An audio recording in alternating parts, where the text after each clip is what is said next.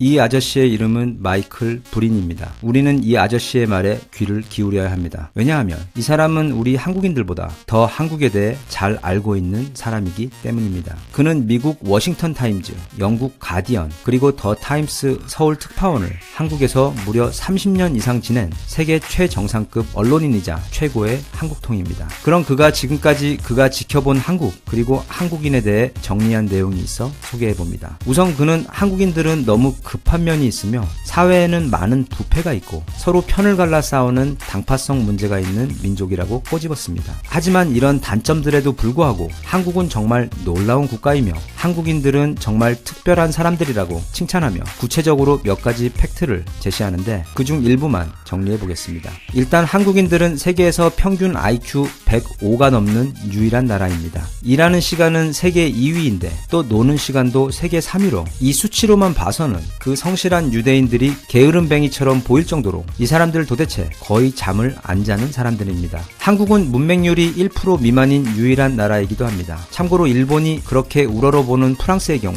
자국어를 쓰거나 읽지 못하는 국민의 수가 거의 25%가 넘습니다. 20년 전에는 그게 40%에 달했는데 인터넷의 발달로 신세대들의 문맹률이 많이 개선된 겁니다. 우리 주변에는 한글 모르는 사람이 거의 없습니다. 아이러니하게도 일상에서 그런 사람을 만나는 것은 지하철에서 책을 읽고 있는 사람을 발견하는 것만큼이나 드물 정도로 한국의 문맹률은 거의 존재하지 않는데 가까운 일본만 하더라도 일단 문자가 세상 복잡합니다. 만들다 만 것처럼 보이는 그 히라가나와 카타카나만 해도 머리가 아픈데 무슨 고집인지 거기다 한자까지 함께 섞어 쓰고 있어서 최근 일본의 이 30대의 경우 한자 문맹률이 심각한 수준에까지 이르렀으며 기존 세대들 중에서도 예를 들면 허리케인 아소의 경우도 공식적인 자리에서 한자를 잘못 읽어 망신을 당한 적이 한두 번이 아닙니다. 우리 한글 이야기와 자랑도 좀 하고 싶은데 그러면 영상이 너무 길어질 것 같아서 한글의 그 수많은 강점 중 딱 한 가지만 언급하겠습니다. 한글은 가장 많은 발음을 표기할 수 있는 문자입니다. 중국어가 400개, 일본어가 300개인데 반해 한글의 24개 문자는 무려 11,000가지 발음을 표현할 수 있습니다. 세종대왕님 선물 감사합니다. 한국은 미국과 전쟁을 했을 때 3일 이상 버틸 수 있는 8개 나라 중 하나인데 이건 2020년 현재에 와서는 아마도 훨씬 더 높아졌을 겁니다. 왜냐하면 최근 한국의 국방력은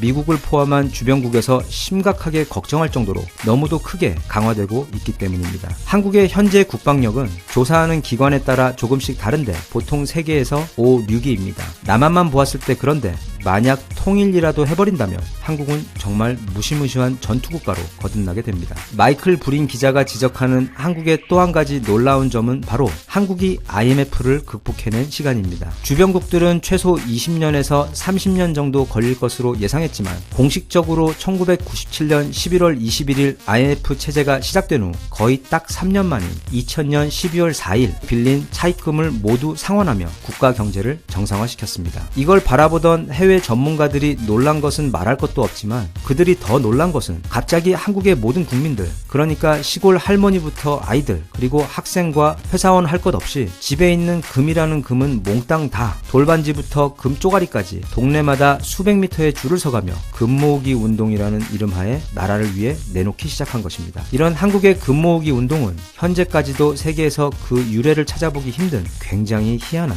역사적 사례입니다. 마이클 브린 기자는 또한 한국은 미국이나 중국 그리고 일본과 같은 세계 최강대국들을 우습게 하는 묘한 민족이라고 불렀으며 특히 일본에 대해서는 발톱의 때만큼도 여기지 않는 세계에서 유일한 국가라고 강조했습니다. 한국은 유럽에서 조사한 통계 기준 여성의 미모 세계 1위로 가장 아름다운 여자들이 사는 곳이며 유학생들이 세계 최고 대학의 수석을 모조리 휩쓸고 있는 나라이고 또 무척 새삼스럽지만 세계에서 가장 빠른 초고속 인터넷 통신망을 갖추고 있는 나라입니다. 한국의 토질은 영양가가 한중일 삼국 중에서도 가장 뛰어난데 아주 쉬운 예로 한국의 인삼은 세계에서도 최고의 품질을 자랑합니다. 실제로 중국과 일본에서 우리 인삼 종자를 가져다가 오랜 기간 대규모로 실험해가며 인삼을 재배하고는 있지만 그 품질은 비교 자체가 부끄러울 정도로 한국의 인삼이 압도적으로 뛰어납니다. 그건 한국의 토질과 땅의 기력 때문이라고들 해석하고 있는데 그래서 한국에서 생산되는 모든 농산물들 역시 영양가와 품질이 월등하며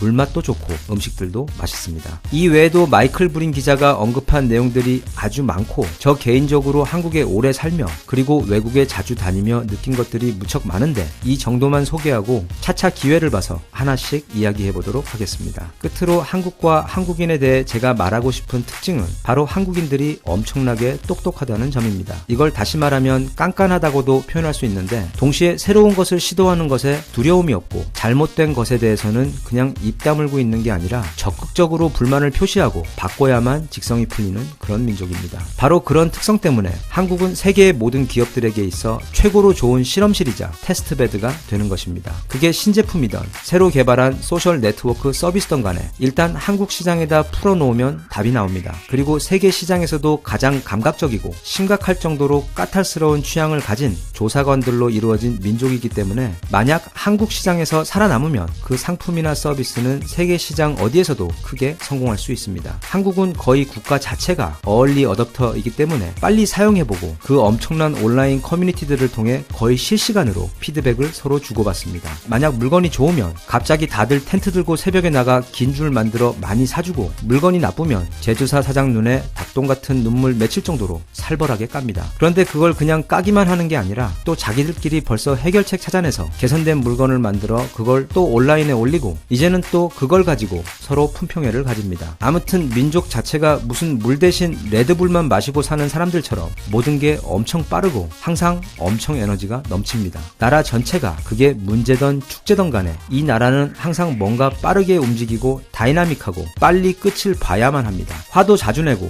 모르는 사람과 싸움도 많이 하고 또 그래놓고는 금방 화해하고 형동생 먹고는 같이 삼겹살에 소주 함께 마시는 열정적이고 정이 많은 데다 똑똑하고 깐깐하면서 게다가 엄청 많이 놀고 먹고 마시는 와중 일은 또 제일 많이 하는 이거 뭐 별 이상한 특징들이 한 민족에 다 몰빵된 것 같은 진짜 희한한 민족 한국인. 솔직히 좀 많이 이상하고 희한하긴 한데 제 눈엔 그게 다 겁나 멋져 보입니다. 더 많은 한국 사람들이 이런 대한민국과 이웃 한국인들을 더욱 사랑하고 즐겼으면 좋겠습니다. 대한민국 만세. 감사합니다.